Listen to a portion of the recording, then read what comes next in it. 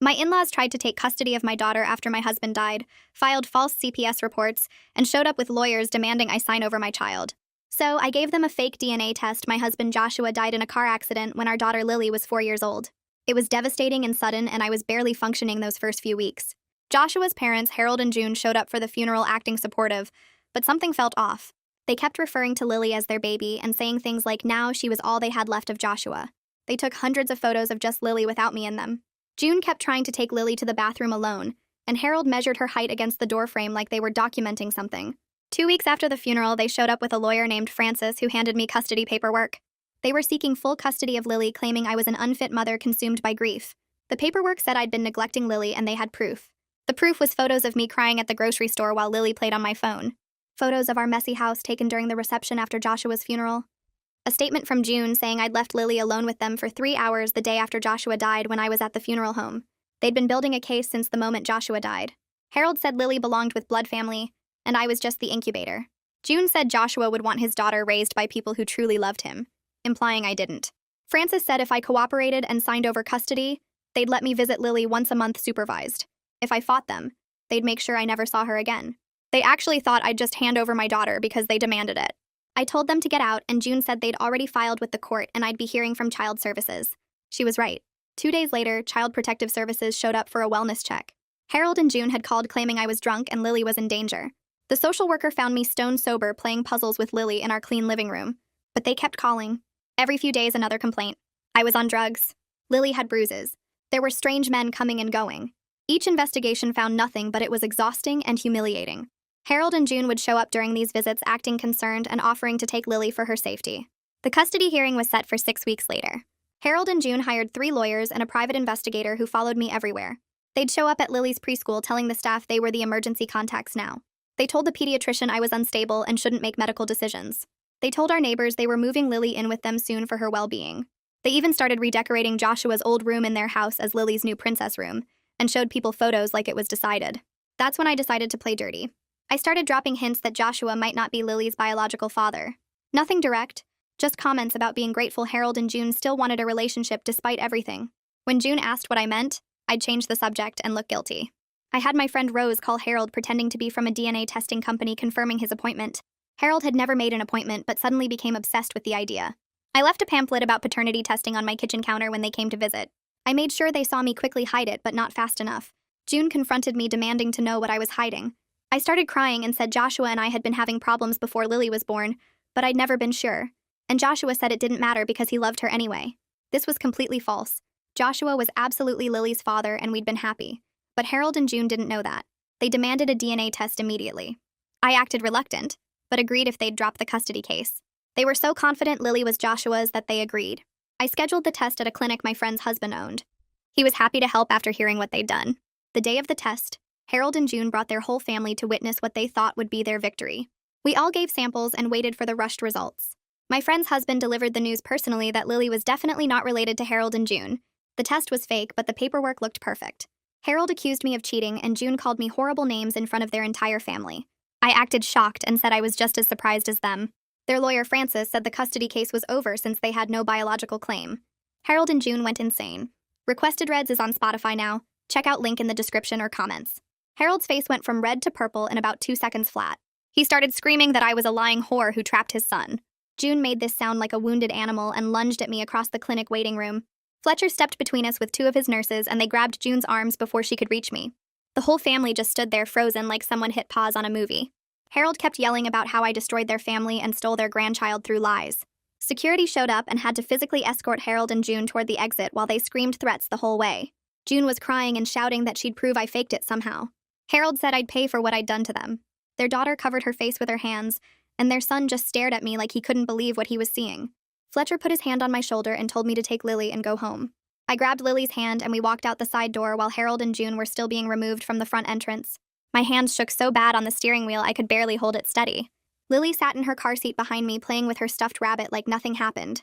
The weight of what I'd just done hit me all at once and I had to pull over for a minute because I couldn't see through the tears. Lily asked why Grandma and Grandpa were yelling so loud. I wiped my eyes and told her they were just very upset right now about some grown-up stuff. She accepted that and went back to making her rabbit hop across the seat. I started driving again and called Montgomery on my phone through the car speakers. He answered on the second ring, and I told him everything that happened at the clinic. He said he'd review the paperwork Harold and June signed and make sure the custody case was officially closed. His voice was calm and steady, and it helped me breathe a little easier.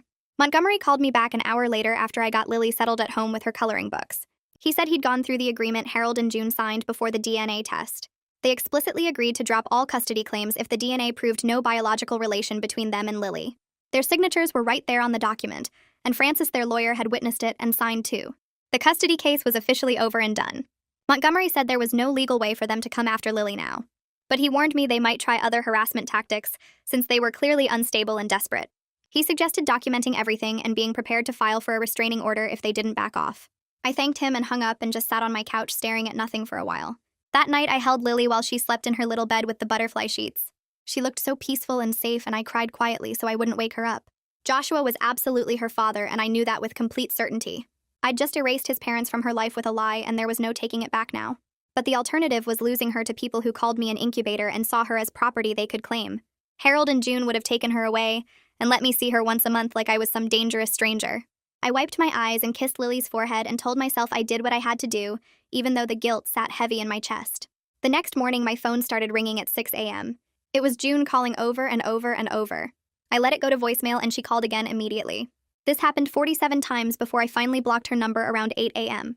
I listened to a few of the voicemails, and they ranged from her begging to see Lily, to threatening legal action, to calling me every horrible name she could think of. Harold started sending text messages around the same time. Each one called me something vile and promised I'd pay for my deception. He said I destroyed their family and stole their only connection to their dead son.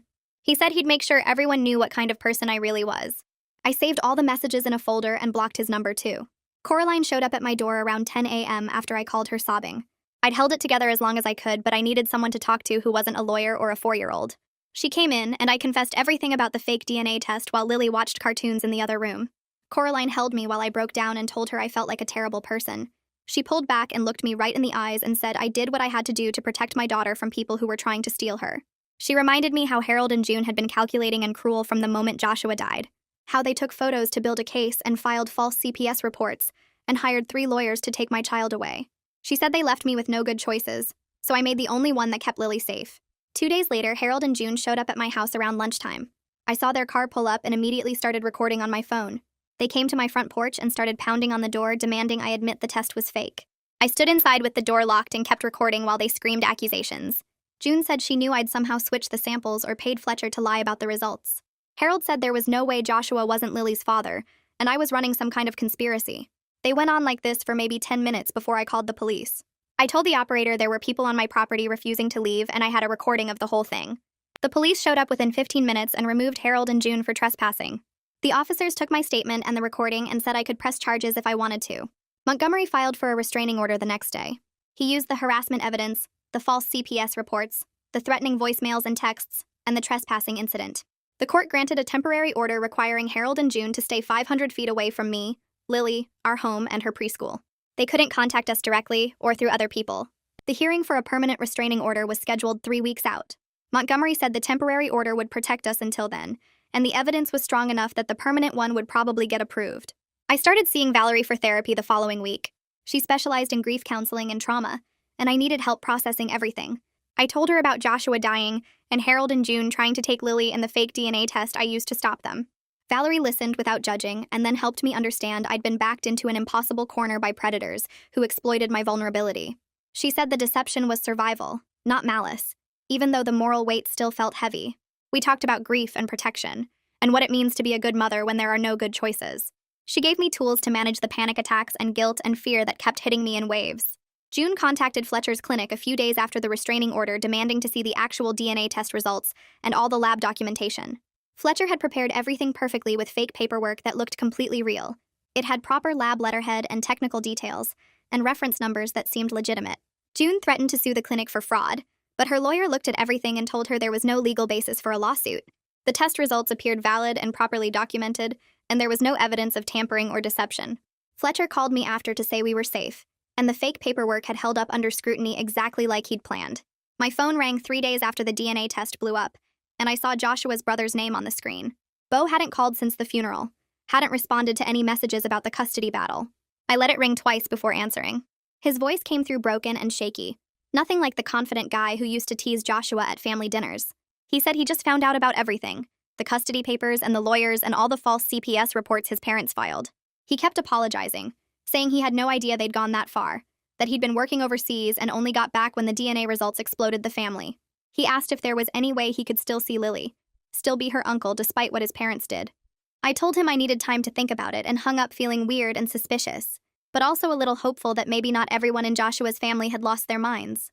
Coraline came over the next morning to watch Lily while I met Beau at a coffee shop downtown. He looked terrible, like he hadn't slept in days, with dark circles under his eyes and his hair all messy. We sat at a corner table away from other people and he started talking before I even ordered my drink. He said his parents had become obsessed with Lily after Joshua died, calling her their second chance and saying she was all they had left. He admitted they'd always been controlling with him and Joshua growing up, but this was different, darker, like they'd completely lost touch with reality. He looked genuinely sick when he talked about the false CPS reports and the private investigator following me. He said he confronted them after the DNA test and they wouldn't even listen, just kept screaming about how I'd ruined everything. Beau leaned forward and lowered his voice when he told me what his parents were saying now. They'd convinced themselves I must have switched the DNA samples somehow, or paid Fletcher to fake the results. They were telling everyone who'd listen that there was no possible way Joshua wasn't Lily's father, and I was running some kind of crazy conspiracy to keep them away from their granddaughter. He said they sounded completely unhinged, repeating the same accusations over and over like a broken record. Part of me felt scared hearing this, but another part felt relieved because the more insane they sounded, the less likely anyone would believe them. Beau said even their friends were starting to avoid them because they couldn't talk about anything else. The preschool director called me 2 days later, sounding really upset. She said June had shown up that morning trying to pick up Lily, even though I'd removed her from the emergency contact list weeks ago. Security stopped her at the front door, but she started screaming that her granddaughter was being kept from her, and she had rights. She caused such a big scene that other parents complained and they had to call the police. The cops came and banned her from the property completely, and the director said if June showed up again, they'd press charges for trespassing. I thanked her for protecting Lily and hung up feeling sick to my stomach. They weren't backing off. They were just getting more desperate and unpredictable. Tiana from CPS showed up for what she said would be her final visit the following week. She looked through the house one more time and played with Lily for a few minutes, then sat down with me at the kitchen table. She apologized for everything I'd been put through and said her report would note that all the complaints were clearly malicious and totally unfounded. She told me she'd seen cases like this before, grandparents weaponizing the system during custody fights, using CPS as a weapon to harass parents they were battling. She officially closed the case and said unless new credible concerns came up, they wouldn't be back. I almost cried with relief when she left, knowing that particular nightmare was finally over. I took Lily to see Valerie the next week for a session focused just on her. Lily played with toys in the corner, while Valerie asked her gentle questions about how she was feeling about Grandma and Grandpa. Lily said she missed them a little, but she was okay, and she liked playing with Uncle Beau when he visited. Valerie explained in simple kid language that sometimes grown-ups have big disagreements and need space from each other for a while. She asked Lily if she felt safe and happy at home, and Lily nodded and went back to her coloring. Valerie told me afterward that Lily seemed remarkably well-adjusted considering everything, probably because I'd kept the worst of the conflict away from her. Kids are more resilient than we think when they feel secure with their primary caregiver. A certified letter arrived the following Tuesday from a lawyer I'd never heard of. Harold was demanding I submit to another DNA test at a lab of their choosing, claiming the first results were fraudulent. The letter used a lot of legal language about scientific integrity and parental rights. I forwarded it to Montgomery, who responded the same day with his own letter. He wrote that the matter was closed per the signed agreement Harold and June had made before the test, and any further harassment would result in additional legal action, including possible charges for stalking. Montgomery told me the threats were getting desperate and scattered, which meant they were running out of options and lawyers willing to take their increasingly weird case. June posted something on social media a few days later that one of my friends sent me a screenshot of. She'd written this long post about being kept from her granddaughter and hinting that I was abusing Lily. She didn't use names, but it was obvious who she meant. Several people who knew the real story commented with the truth about the custody attempt and all the false CPS reports. Someone even mentioned the restraining order. June deleted the whole post within a few hours after it completely backfired. But people had already taken screenshots and the damage to her reputation was done. Her attempt to make me look bad had just made her look more unhinged to everyone watching. The permanent restraining order hearing finally arrived 3 weeks after the temporary one was granted. I brought a thick folder of evidence showing all the harassment, the threatening voicemails and texts, the trespassing incident, the preschool scene. Harold and June showed up with yet another lawyer who argued they were just grieving grandparents being denied access to their only grandchild. The judge read through the custody paperwork and the false CPS reports with his mouth pressed into a thin line. He looked at Harold and June and asked if they understood how serious it was to file false reports with child services. Their lawyer tried to argue they'd had legitimate concerns, but the judge cut him off. He granted the permanent restraining order for 3 years, requiring them to stay away from me, Lily, our home, and her school. They couldn't contact us directly or through other people. If they violated it even once, they'd face criminal charges. Bo called me after the hearing and asked if we could talk about him maintaining a relationship with Lily separate from his parents. I was hesitant because I didn't want any connection back to Harold and June, but Bo had been consistently respectful and genuinely horrified by everything they'd done. We agreed he could visit at my house with me present. Supervised visits where he could be her uncle without bringing any of the toxic grandparent stuff into it. He seemed relieved and grateful, and promised he'd never try to manipulate the situation or pass information to his parents. I wanted to believe him because Lily deserved to know at least one person from Joshua's family who wasn't completely broken. The first panic attack hit me in the parking lot of the grocery store when I saw a silver sedan that looked exactly like Harold and June's car. My chest locked up and my hands started shaking so bad I couldn't get my keys in the ignition. Lily asked me what was wrong, and I couldn't even answer her because I was gasping for air like someone drowning. It wasn't their car, just one that looked similar, but my body reacted like they were right there ready to snatch Lily away from me. I managed to drive home with white knuckles gripping the steering wheel and called Valerie the second I got inside. She fit me in for an emergency session that afternoon and explained this was completely normal after prolonged harassment and threats. My nervous system had been in constant fight or flight mode for months, and now it was stuck in that pattern even when the actual danger had passed. She taught me breathing exercises and grounding techniques, ways to remind my body that I was safe now. The hypervigilance would fade with time and safety, she promised, but I needed to be patient with myself while my brain rewired. For weeks after that, I'd see cars that looked like theirs everywhere, even though they lived 30 minutes away and had a restraining order keeping them from coming near us. Each time my heart would race and my palms would sweat until I could confirm it wasn't actually them. Lily brought up Harold and June one evening while we were eating dinner. She asked when she'd see Grandma and Grandpa again in this casual way, like she was asking about any normal relatives. I set down my fork and told her they were taking a very long break because of grown-up problems. Nothing she did wrong, just complicated adult stuff that was hard to explain. She nodded and accepted this without any follow-up questions, then immediately started talking about the art project she was making at preschool with glitter and popsicle sticks. Her ability to just move on from heavy topics amazed me. She didn't seem upset or confused, just matter-of-fact about the situation.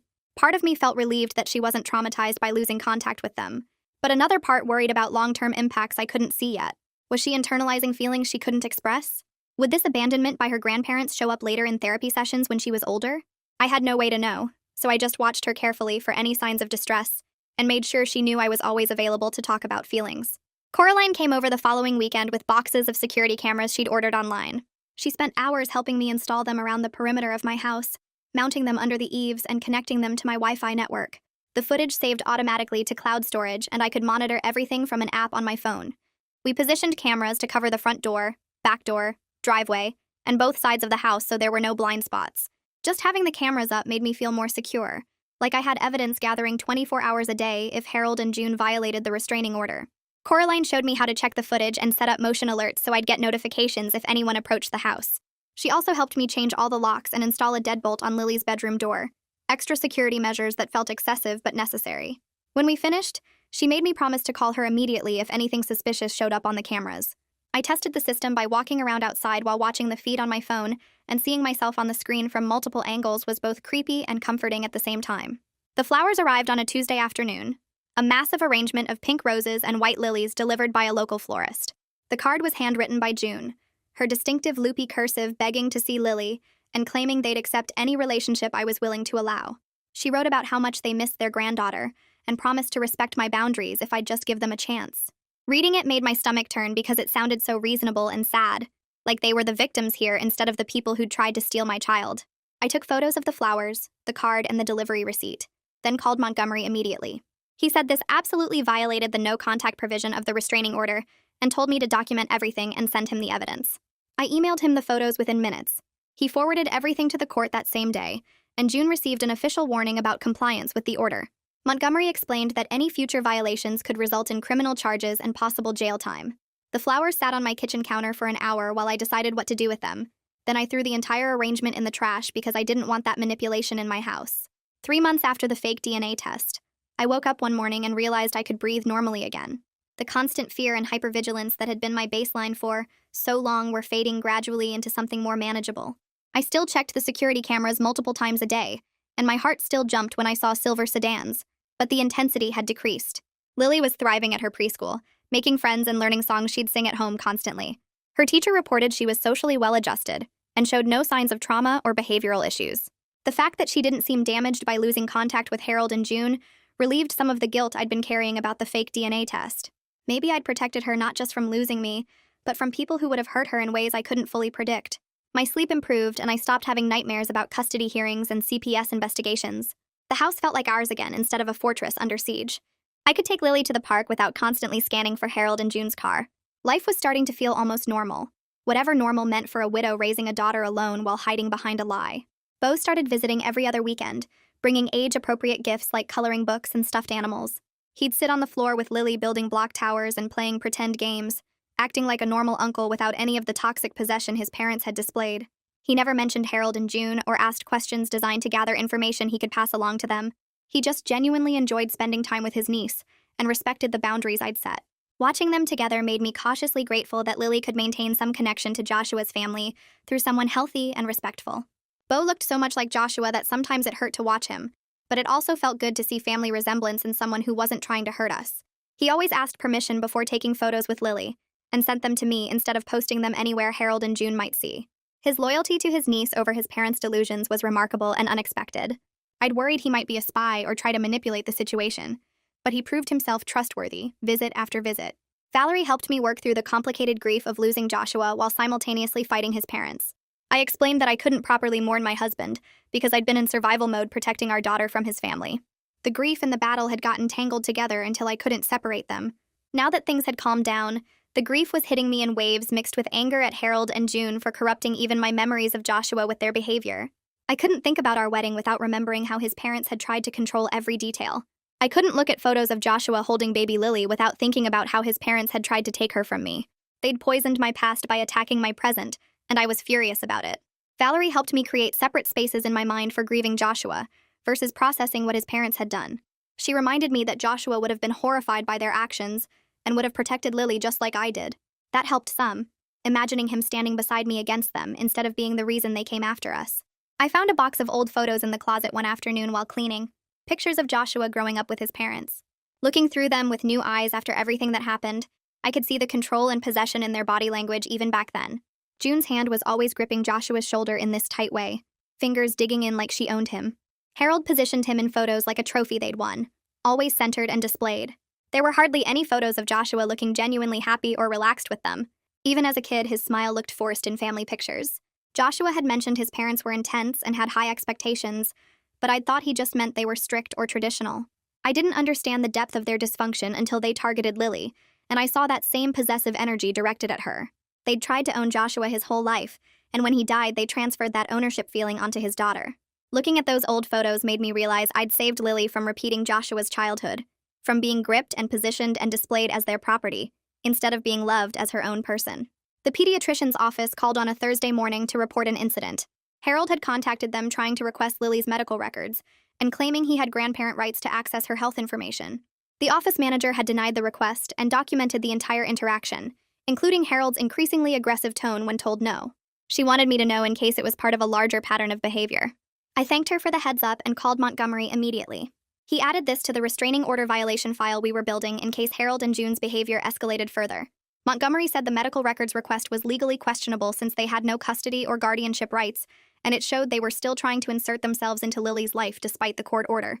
He sent a letter to their lawyer warning that any further attempts to access information about Lily would be treated as harassment and violations of the restraining order. The pediatrician's office added notes to Lily's file about the situation and flagged Harold and June's names, so any future contact attempts would be immediately reported to me and documented. 4 months after the fake DNA test, Lily mentioned Grandma and Grandpa only occasionally and without any distress in her voice. She'd see an older couple at the store and comment that they looked like grandparents, or she'd remember something they'd given her before everything exploded, but it was casual observation rather than grief or longing. She'd formed much closer bonds with Coraline, who took her for special aunt and niece days at the zoo or children's museum. Bo's regular visits gave her consistent connection to Joshua's side of the family through someone stable and kind. My parents had stepped up their involvement too, driving in from 2 hours away every few weeks to spend weekends with us and take Lily to parks and libraries. The family structure around her looked completely different from it would have with Harold and June in the picture, but it was healthier and based on actual love instead of possession and control. She had adults in her life who saw her as a person to nurture rather than property to claim. Watching her thrive in this new configuration eased some of my guilt about the deception, even though the moral weight of the lie still sat heavy on my conscience during quiet moments alone. The mail came on a Tuesday afternoon while Lily was at preschool. I sorted through the usual bills and advertisements until I found the official envelope from a law firm 2 states away. My hands shook as I opened it. The letterhead showed an address 800 miles from here in a retirement community I'd never heard of. Harold and June were moving. The notice was brief and formal, just informing me of their address change for legal purposes related to the restraining order. I stared at the paper for a long time, trying to process what this meant. Beau called that evening after Lily was asleep. He sounded tired when he told me his parents had put their house on the market 3 weeks ago without telling anyone. They'd been packing in secret and hired movers to take everything to this retirement place near the coast. June had been telling their friends they couldn't bear to live in the same town where Joshua died. She said it hurt too much to see places he used to go and know their granddaughter was being kept from them just miles away. Harold told the neighbors they needed a fresh start somewhere they wouldn't be constantly reminded of their loss. Beau said the whole story was designed to make them look like grieving victims, instead of the people who'd tried to steal my daughter. The retirement community was gated with security and activities for older residents. They'd signed a lease on a 2-bedroom unit with an ocean view. Beau had seen photos June posted on social media before quickly deleting them. She'd captioned one picture talking about new beginnings and healing from family betrayal. I felt something loosen in my chest that had been tight for months. 800 miles of distance between Harold and June and Lily felt like a gift I hadn't dared to hope for. The legal barriers were strong, but geography added another layer of protection that made me breathe easier. Beau asked if I was okay, and I told him I was more than okay. 3 weeks after the moving notice, Montgomery called to say he'd received a letter from June's new lawyer. I drove to his office during my lunch break and sat across from his desk while he slid the envelope toward me. The letter was typed on expensive paper with June's new attorney's letterhead embossed at the top. She was offering to drop all hostility and cease any future legal action if I would admit the DNA test was fabricated and allow supervised monthly visits with Lily. The lawyer's language was careful and formal, but the desperation underneath was obvious. June wanted validation that she was right, that Lily was absolutely their biological grandchild, that I had lied and manipulated to keep their family apart. She was willing to trade peace for the truth she needed to hear. Montgomery watched my face while I read. He'd already drafted a response that he showed me next. It was brief and firm, stating I had nothing to admit. The DNA test results stood as documented, and the restraining order would remain in full effect for its duration. He said June's offer was a trap designed to get me to confess to fabricating evidence. Any admission could potentially be used to reopen legal proceedings or file criminal charges for fraud. Even if June claimed she'd drop everything, there was no guarantee, and my confession would give them ammunition they currently lacked. I signed off on Montgomery's response and watched him seal it in an envelope. Part of me felt sorry for June in a distant way. She was clearly broken by losing Joshua and then losing access to Lily. Her entire world had collapsed, and she was grasping for anything that would make sense of the chaos. But I couldn't risk Lily's safety for June's peace of mind. The desperation in that letter proved they still saw Lily as something they owned, something stolen from them that they deserved to reclaim. Their grief didn't erase the calculated cruelty of their custody attempt. Montgomery mailed the response that afternoon. I sat in Valerie's office the following Thursday, trying to explain the guilt that kept surfacing at random moments. She listened while I talked about June's letter and the move and how part of me wondered if I should have found another way. The fake DNA test had worked, but it felt like a stain I couldn't wash off no matter how many times I justified it to myself. Valerie leaned forward and asked what other options Harold and June had given me. I went through it all again. The custody ambush 2 weeks after Joshua's funeral. The false CPS reports designed to build a case against me. The 3 lawyers and private investigator. The systematic manipulation of everyone in my life, from Lily's preschool to our pediatrician to our neighbors. The princess room they'd decorated before any court decision. The threats that I'd never see Lily again if I fought them. Valerie asked what ethical choice existed in that situation. I could lose my daughter to people who saw her as property and me as an incubator.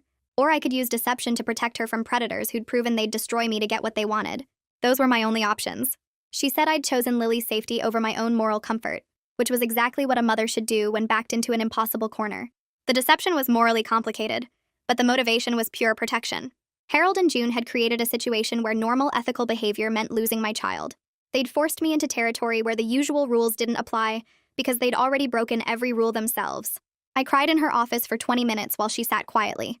When I finally stopped, she reminded me that guilt was natural, but I needed to separate the weight of deception from the necessity of survival. I'd saved Lily from a toxic situation using the only weapon available. That didn't make me a bad person. It made me a mother who refused to be destroyed by people who'd mistaken grief for ownership.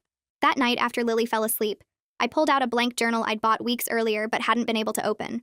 I sat at the kitchen table with a pen and stared at the empty first page for a long time. Finally, I started writing. I documented everything from Joshua's death through the funeral and Harold and June's immediate obsession with Lily. I wrote about the custody paperwork and false CPS reports and systematic harassment. I described the fake DNA test plan and execution and aftermath.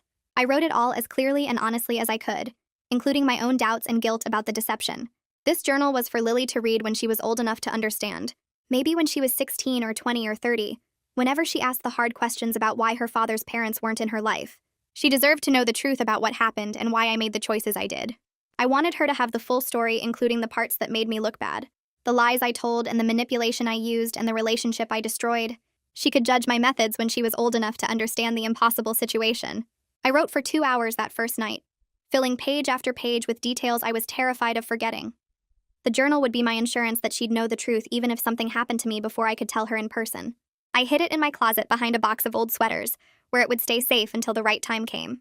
Beau called on Saturday morning while I was making pancakes with Lily. She was pouring chocolate chips into the batter and didn't notice when I stepped into the hallway to take the call. Beau's voice was strained when he told me his parents were still insisting to everyone that I'd faked the DNA test. They'd apparently been telling their new neighbors at the retirement community that their son's widow had fabricated test results to keep their granddaughter away from them. They showed people photos of Lily and talked about how she was absolutely their biological grandchild, being held hostage by a vindictive woman. Beau said their social circle back home had mostly stopped engaging with the topic because Harold and June sounded increasingly unhinged. People would nod politely and change the subject when June started talking about conspiracy and fraud and stolen grandchildren. But in their new community where no one knew the backstory, they were finding fresh audiences for their delusion. The retirement community had a social committee that organized activities, and June had joined immediately. She'd been showing photos of Lily at coffee hours and book clubs, telling anyone who'd listen about the family tragedy. Beau had heard this from a family friend who had a relative in the same community. The delusion had become their entire identity and grief. They'd built a complete narrative where they were victims of my cruelty, instead of people who'd tried to steal a child through legal manipulation. Beau sounded exhausted when he said he'd tried talking to them, but they wouldn't hear anything that contradicted their version of events. I thanked him for the warning and went back to the kitchen where Lily was arranging chocolate chips in a smiley face pattern. 5 months had passed since the fake DNA test when I finally felt ready to take Lily back to the cemetery. We stopped at a flower shop and I let her pick out a small bouquet of yellow roses. She held them carefully in her lap during the drive, asking questions about where we were going. I explained we were visiting Daddy's special place where we could talk to him and remember happy times. The cemetery was quiet on a Tuesday afternoon with just a few other visitors scattered among the headstones. I parked and held Lily's hand as we walked to Joshua's grave. His headstone was simple gray granite with his name and dates, and a line about being a beloved husband and father. Lily stared at it for a moment, then carefully placed the roses at the base. I sat on the grass and pulled her into my lap. We talked about Joshua while she pulled petals off one of the roses and arranged them in patterns. I told her about how Daddy used to make funny voices when he read her bedtime stories, and how he'd dance with her in the kitchen while I cooked dinner. How he'd been so excited the day she was born that he cried happy tears. Lily listened and played with the flower petals, asking occasional questions. Then she asked if Daddy knew that Grandma and Grandpa were mad at us. I felt my throat tighten but kept my voice steady. I told her that Daddy would want everyone to be kind to each other and love each other even when things were hard. She seemed satisfied with that answer and went back to arranging petals. We stayed for half an hour before the breeze picked up and Lily got cold. I took one last look at the headstone and promised Joshua silently that I'd protected our daughter the only way I could. I woke up one morning and realized I'd slept through the entire night without waking up in a panic. It had been happening gradually over the past few weeks, but this was the first time I'd noticed the change consciously. For months after the custody battle started, I'd been jolting awake multiple times each night, convinced something terrible was happening to Lily. I'd check her room obsessively and lie awake replaying worst-case scenarios. The constant flood of stress hormones had left me exhausted and jumpy during the day, but something had shifted. My body was finally learning it was safe again. I mentioned it to Valerie during our next session and she smiled. She said my nervous system had been stuck in survival mode for so long that it needed time to recalibrate to safety. The restraining order and distance and lack of new threats were allowing my brain to release the hypervigilance slowly. She warned that some level of healthy caution would probably remain given what I'd been through. I'd likely always be more alert to potential threats against Lily than parents who hadn't fought off a custody attempt. But the constant panic was fading into something more manageable. I could function again without the crushing weight of fear that had been my constant companion.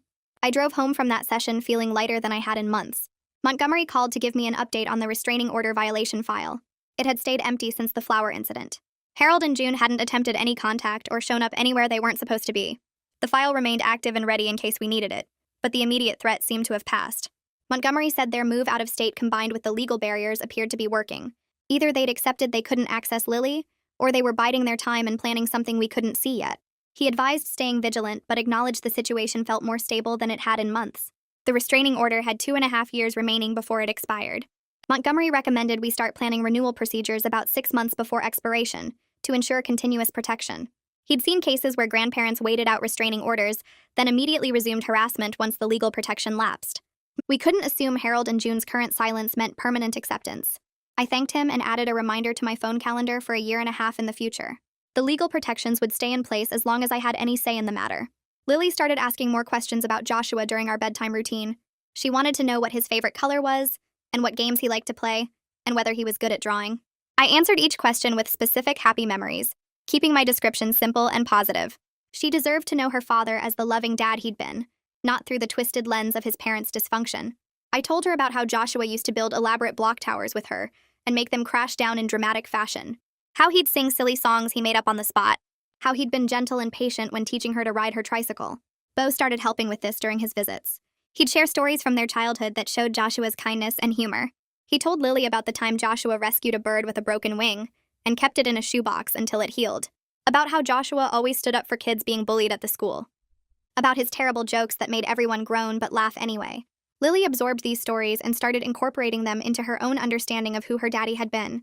She'd mention him casually during play, telling her dolls that her daddy liked blue or that he was good at fixing things. The memories were becoming real to her in a healthy way that didn't involve the toxic possession Harold and June had tried to claim.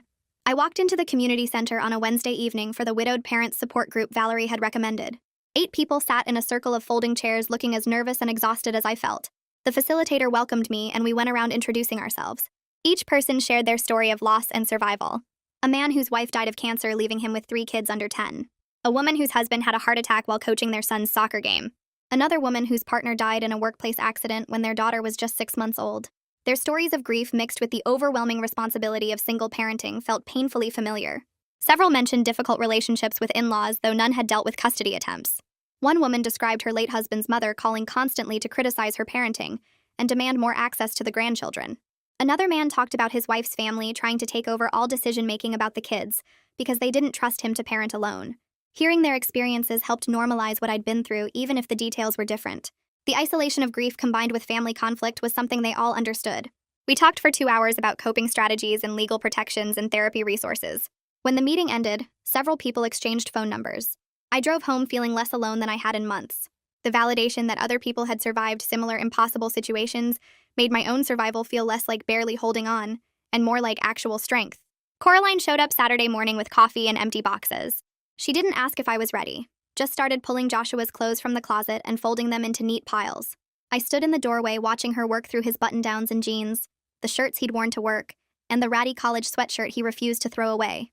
She held up each item and waited for me to nod yes or no. Most went into donation boxes, but some I couldn't let go. His favorite flannel that still smelled like his cologne. The concert t-shirt from our first date. The hoodie he'd been wearing the morning he died. Those went into a smaller box labeled for Lily. We moved to his desk next, sorting through papers and photos and random trinkets he'd collected. Coraline found a stack of letters Joshua had written to Lily before she was born, sealed envelopes with her name written in his messy handwriting. I opened one and read his hopes for her future, his promises to be a good dad, his excitement about meeting her. The tears came hard and fast, but they felt clean somehow, like actual grief instead of the panicked survival mode I'd been stuck in for months. We filled 3 memory boxes with photos and letters and small things that captured who Joshua had been. A ticket stub from a movie we'd seen. A rock Lily had given him that he'd kept on his desk. A birthday card I'd made him with terrible drawings.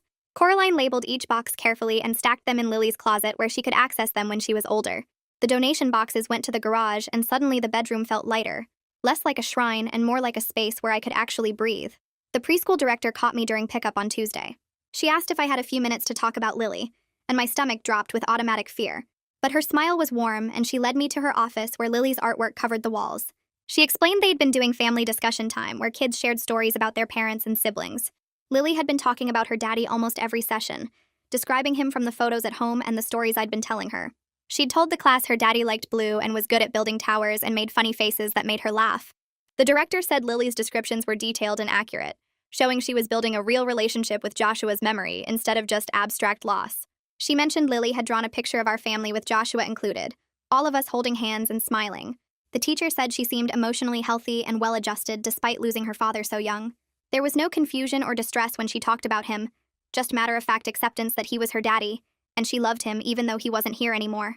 The director showed me the family portrait Lily had drawn, and I traced the crayon outline of Joshua's figure. She'd drawn him tall with brown hair and a big smile, exactly how he'd looked. I thanked the director and drove home feeling grateful that Lily was processing the loss in healthy ways. She wasn't traumatized or broken, just a little girl who knew her daddy loved her.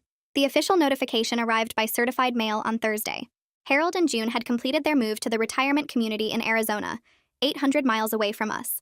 The letter came from their new address with a return label showing the community name. I stood in my driveway holding the envelope and felt something release in my chest. The geographic distance added another layer of protection beyond the legal barriers. They couldn't just show up at Lily's preschool or my house anymore. They couldn't drive by to watch us or corner me at the grocery store. Bo called that evening to confirm they'd settled into their new place. He said they were telling everyone in the community that their son's widow wouldn't let them see their granddaughter. They'd painted themselves as victims denied access to the child they loved. The neighbors apparently ate it up, offering sympathy and outrage on their behalf. Bo said his parents had created an entire narrative where they were the wronged parties, and I was the villain. But he also said the distance meant they were someone else's problem now. Their new community could believe whatever story Harold and June wanted to tell. We were 800 miles away living our actual lives. 6 months after Joshua's death, I woke up and realized I was functioning again. Not just surviving, but actually living in ways that seemed impossible during those first terrible weeks. I was back at work full-time, handling projects and meetings without my brain shutting down. Lily was thriving at preschool, making friends and learning new things every day. We had routines now. Normal, boring routines like breakfast and bedtime and weekend errands. The grief was still there, sitting heavy in my chest every morning when I woke up alone. But it wasn't paralyzing anymore. I could feel sad about losing Joshua while still getting Lily ready for school and making dinner and paying bills. The terror of losing her to Harold and June had faded to manageable caution. I still checked the security cameras and kept my phone close. I still scanned parking lots for their car and avoided places they used to frequent. But the constant panic had settled into reasonable vigilance. We were safe and protected and building a life that honored Joshua without being destroyed by his parents. Valerie asked during our Thursday session how I planned to handle the DNA test situation with Lily long-term.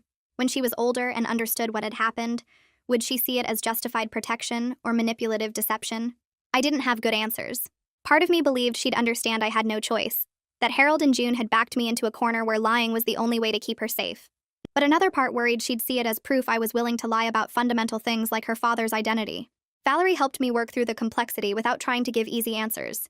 She said the truth was probably somewhere in the middle, that Lily might understand my motivation while still feeling uncomfortable with the method. I told Valerie I was committed to being honest with Lily when she was old enough to understand. I'd tell her exactly what happened and why I made the choice I did. I'd accept whatever judgment she made about my actions. Valerie said that level of honesty and accountability was all I could offer. The rest would be up to Lily to process in her own time and way. Bo brought his girlfriend to meet Lily on Saturday afternoon. Her name was Sarah, and she worked as a teacher at an elementary school 2 towns over. She came in carrying a children's book about feelings and a stuffed elephant. Lily took to her immediately, showing her the toy kitchen and demanding they play restaurant together. Sarah was warm and natural with her, asking questions and playing along without trying too hard. She didn't mention Joshua or try to fill any kind of mother role. She just treated Lily like a kid she genuinely enjoyed spending time with. Bo watched them play with visible relief, like he'd been worried about how this introduction would go. Later, while Lily was distracted with coloring, Sarah told me she understood the situation with Harold and June. Bo had explained everything, and she supported his decision to maintain boundaries with his parents, while staying connected to his niece. She said she'd lost her own father young and knew how important it was for Lily to have healthy family connections. Watching them leave together, Bo's hand on Sarah's back and both of them waving to Lily, felt like seeing Joshua's family expand in good directions. The toxic elements were distant, but the healthy parts were growing stronger. Montgomery's office was downtown in a building with too much marble and uncomfortable chairs. I sat across from him while he spread paperwork across his desk. We were updating my will and custody arrangements to make absolutely sure Harold and June could never gain access to Lily if something happened to me. Coraline was named primary guardian with detailed documentation of the custody battle and restraining order attached. Montgomery had included references to the DNA test situation without explicitly admitting the deception. The language was careful, noting that Harold and June had agreed to drop custody claims based on test results, and that agreement remained legally binding.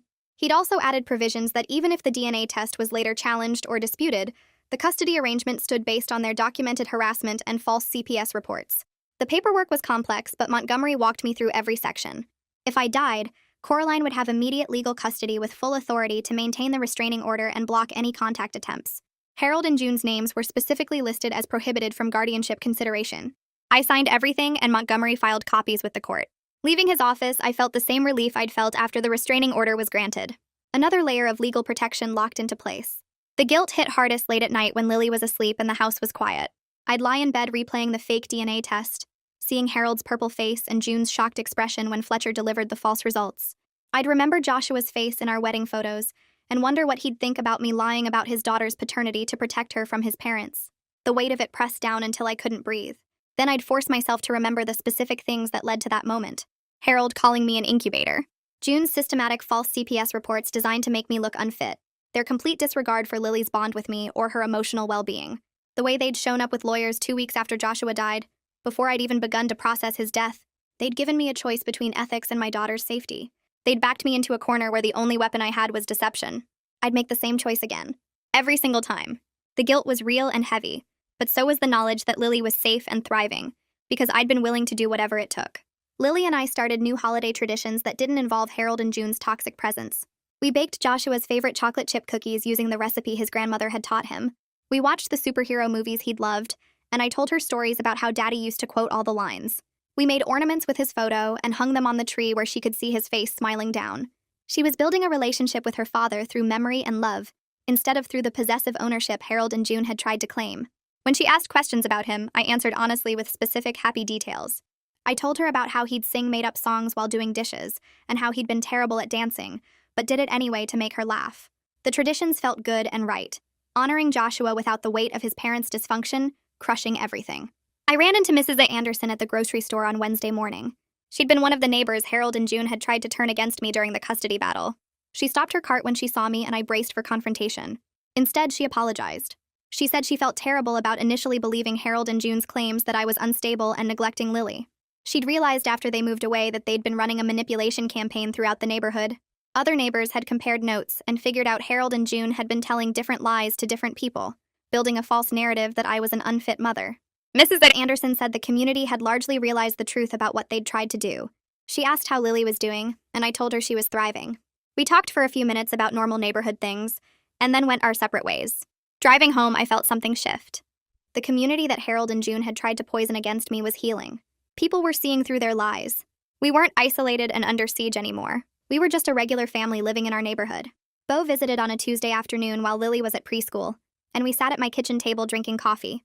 He told me his parents called him every few days asking about Lily and demanding information about her life. They wanted to know what she looked like now, what she was learning, if she mentioned them, if she seemed happy. Beau said he kept his answers short and firm, telling them only that Lily was healthy and happy and nothing more. He'd made it clear to Harold and June that his relationship with me and Lily existed separately from their mess, and he wouldn't be their spy or messenger. They accused him of betrayal and taking my side against family, but he held his ground. His loyalty to his niece over his parents' twisted claims about ownership impressed me more than I could express.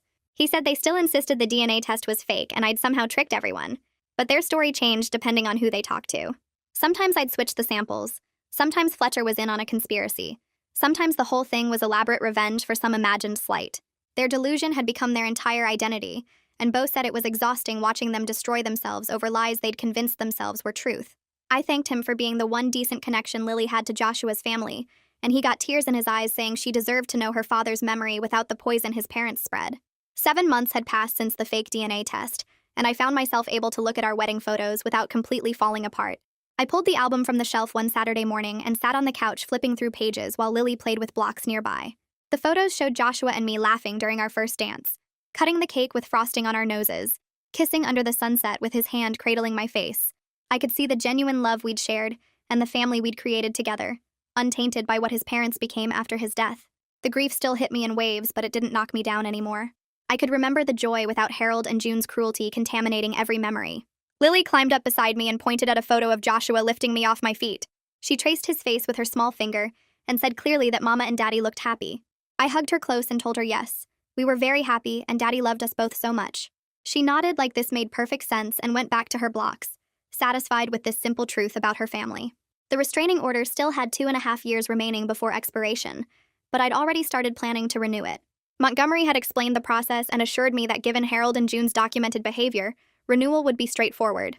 Their current silence and distance might mean they'd accepted defeat and moved on, or it might mean they were biding time and planning something new. I couldn't know which, and I refused to risk Lily's safety on assumptions about their intentions. The legal protection would stay firmly in place until Lily was old enough to make her own informed choices about whether she wanted contact with her father's parents. I kept copies of all the documentation in a fireproof safe, the restraining order paperwork, the fake DNA test results, records of every false CPS report, transcripts from the custody hearing. If they tried anything when the current order expired, I'd have an airtight case for renewal backed by years of evidence. Some nights I wondered if I was being paranoid, but then I'd remember Harold calling me an incubator and June's systematic campaign to paint me as an unfit mother. Better paranoid and protected than trusting and vulnerable. I started dating again after Valerie gently suggested during one of our sessions that isolation wasn't healing. The idea felt both disloyal to Joshua and necessary for moving forward with my life. I'd loved my husband deeply, and part of me worried that dating meant forgetting him or betraying his memory. Valerie reminded me that living fully was the best way to honor Joshua and model resilience for Lily. She said Joshua would want me to find happiness again, not spend decades alone mourning him. My first few dates were awkward and uncomfortable. Coffee meetings with men from dating apps who seemed nice enough but didn't quite click. I was honest about being a widowed single mother with complicated in-law history, which scared some guys off immediately. Others stuck around for a second date but couldn't handle the reality of a 4-year-old and legal drama. I didn't blame them because my situation was a lot to take on, but each failed connection stung a little. Still, the process felt hopeful in a way I hadn't expected. I was trying, putting myself out there, proving to myself that life continued beyond survival mode. Lily asked one morning if Uncle Bo could come to her 5th birthday party, and I agreed immediately. She'd been planning her party for weeks, talking about the unicorn cake and purple balloons and all her preschool friends coming over. Bo belonged on that list of important people, and his consistent respect and healthy boundaries had earned my trust. The party was loud and chaotic in the best way, with a dozen kids running around our backyard playing games and eating cake. Bo showed up with thoughtfully chosen gifts, including an art set Lily had mentioned wanting, and a framed photo of Joshua holding baby Lily that made me tear up. He played with the kids, helped with games, and several other parents commented on what a great uncle he was. One mom asked if he was single, and I laughed, appreciating the normalcy of playground parent matchmaking. The party felt joyful and ordinary, everything the first year after Joshua's death wasn't. Watching Lily blow out her candles surrounded by friends and family who loved her, I felt like we'd finally built something stable and good from the wreckage. I received a message from June 2 weeks after Lily's party, delivered through a mutual acquaintance who'd stayed neutral during the custody battle. The intermediary called saying June had begged her to pass along a request for just one photo of Lily. According to the message, June seemed genuinely broken and desperate for any connection to her granddaughter. She wasn't asking to see Lily or talk to me, just wanted one current picture to know what her granddaughter looked like now. The intermediary said June cried while making the request and seemed like a woman drowning in grief, rather than the calculating manipulator from the custody battle. I thanked the intermediary for passing along the message and said I needed time to think about it. I didn't respond to June and had no intention of responding, because any engagement opened a door I'd fought too hard to close. But the request haunted me with questions about mercy versus safety. Was June truly suffering, or was this another manipulation tactic? Did her pain matter when weighed against the trauma she'd inflicted? Could one photo really hurt anything, or would it encourage more boundary pushing? I had no answers, just the uncomfortable weight of someone else's grief pressing against my protective walls. I brought the photo request to my next therapy session with Valerie, and she helped me process it by examining the pattern of Harold and June's behavior from the start. Their initial response to Joshua's death wasn't grief, but ownership, treating Lily like property to claim rather than a child to comfort. Their methods weren't love but control, using lawyers and false reports and manipulation instead of supporting their widowed daughter-in-law. Their current desperation didn't erase the trauma they'd inflicted or prove they'd changed their fundamental view of Lily as belonging to them. Valerie said compassion for their pain didn't require sacrificing Lily's protection or my hard-won peace. She reminded me that June had called me horrible names in front of her entire family, that Harold had threatened to make sure I never saw my daughter again, that they'd systematically tried to destroy my reputation in the community. One photo might seem harmless, but it would tell them I was willing to engage, that my boundaries were negotiable, that persistence might eventually wear me down. Valerie said the kindest thing I could do for everyone was maintain the clear boundaries that kept Lily safe and me sane. The guilt about June's suffering was real, but so was my responsibility to protect my daughter from people who'd proven themselves dangerous.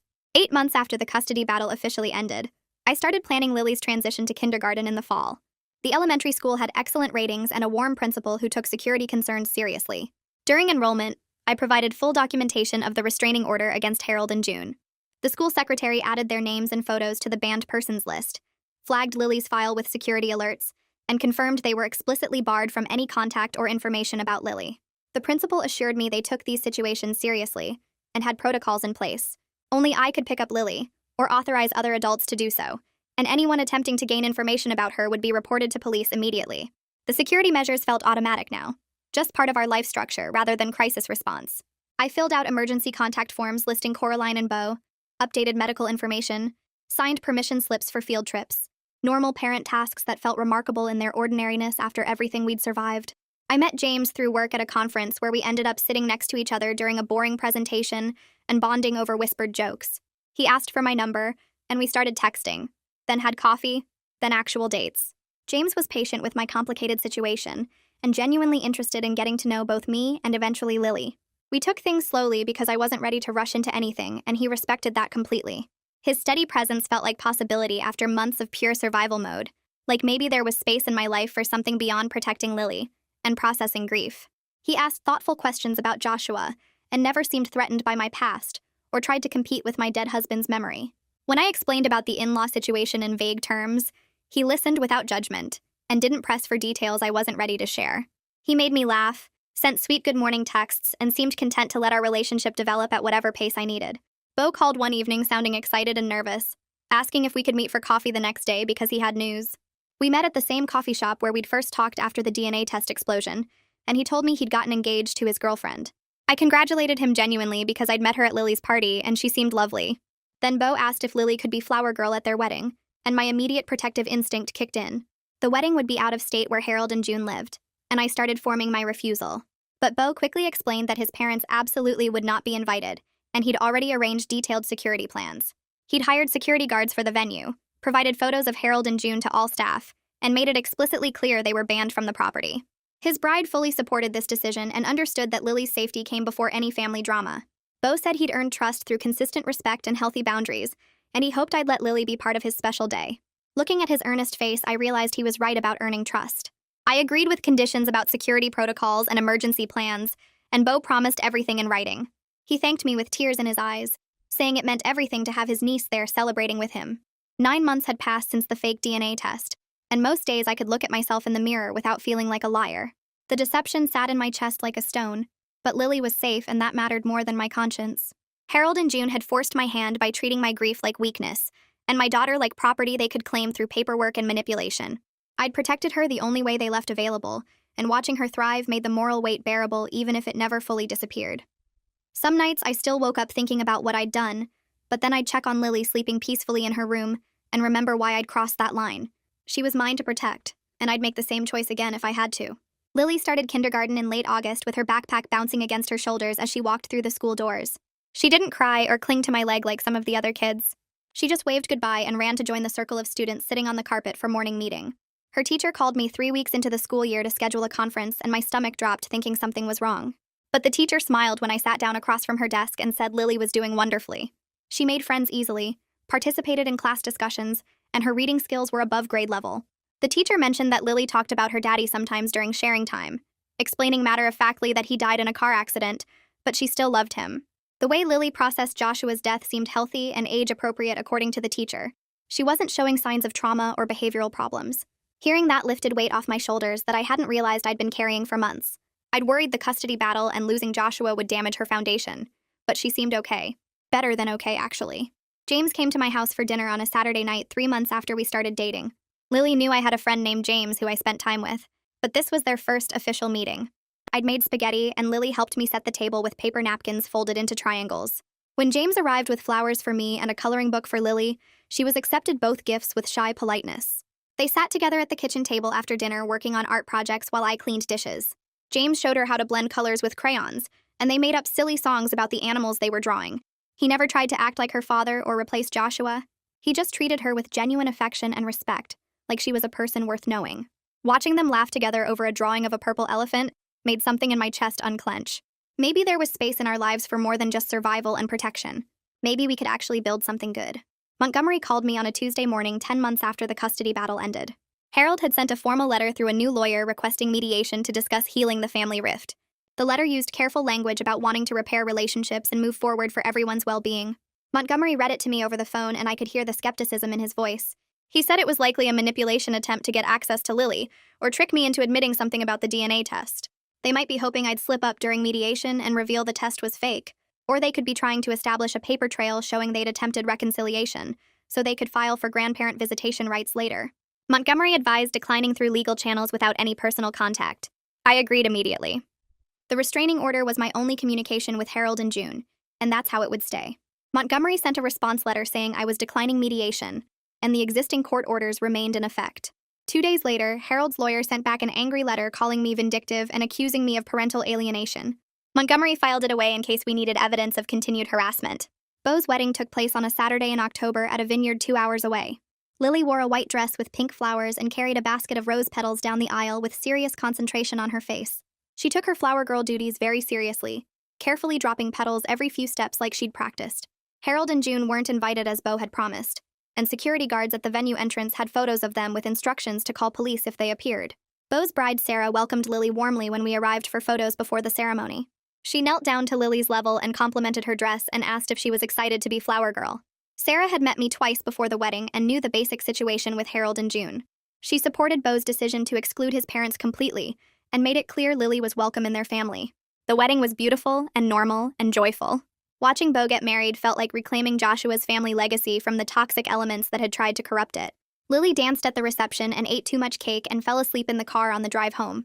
Nearly a year had passed since Joshua died when Lily and I visited his grave on a Sunday afternoon in November. She'd picked wildflowers from the park near our house that morning and carried them carefully in her small hands. We walked across the cemetery grass to his headstone, and Lily placed the flowers at the base while I stood behind her with my hand on her shoulder. She told Daddy about kindergarten and her teacher and the new friend she'd made named Olivia. She told him about Uncle Beau's wedding and how she got to throw flower petals. Then she mentioned her new friend James, who taught her to draw elephants and made funny voices when he read books. I knelt down next to Lily and told Joshua I'd protected our daughter the only way I could when his parents tried to take her. I said I hoped he understood the choices I'd made even though they weren't clean or simple. I told him Lily was safe and loved and thriving. Then we sat quietly for a few minutes before Lily asked if we could go get ice cream. Life continued forward even while we honored what was lost. James took me to dinner at a quiet restaurant the week before Thanksgiving, while Coraline watched Lily. We'd been dating for 6 months and the relationship had developed slowly and carefully. He reached across the table and took my hand and said he was falling in love with both me and Lily. He said he was ready for whatever pace we needed and he wasn't trying to rush anything. The relationship felt like healing instead of replacement, like building something new while still honoring what Joshua and I had together. Lily called him James, not Daddy, and everyone respected that distinction. James never pushed for a father role or tried to compete with Joshua's memory. He just showed up consistently and treated us both with kindness and patience. When I told him I had feelings for him too but needed to keep taking things slow, he smiled and said he'd wait as long as I needed. We finished dinner and drove back to my house where Lily was already asleep on Coraline's lap watching a movie. I was genuinely happy now in ways that seemed impossible during those first devastating weeks after Joshua died. Lily was thriving in kindergarten with friends and confidence and healthy ways of talking about her daddy. We had a family structure built on love instead of possession, with Coraline and Beau and James forming a support system that felt solid. Legal barriers and geographic distance kept us protected from Harold and June, who lived 800 miles away, convinced of delusions they'd never let go. The fake DNA test remained my secret burden and protection, sitting in my chest like a stone I'd learned to carry. It was morally complicated and ethically messy, but absolutely effective. We were safe. We were healing. We were building a future that honored Joshua's memory without being destroyed by his parents' dysfunction. Some mornings I woke up and felt actual joy instead of just relief at surviving another day. Lily would climb into my bed and tell me about her dreams, and I'd make pancakes while she colored at the kitchen table. Normal life had returned in ways I'd thought were lost forever when Joshua died. The grief remained, but it didn't consume everything anymore. There was room for happiness alongside the loss, and that felt like its own kind of victory.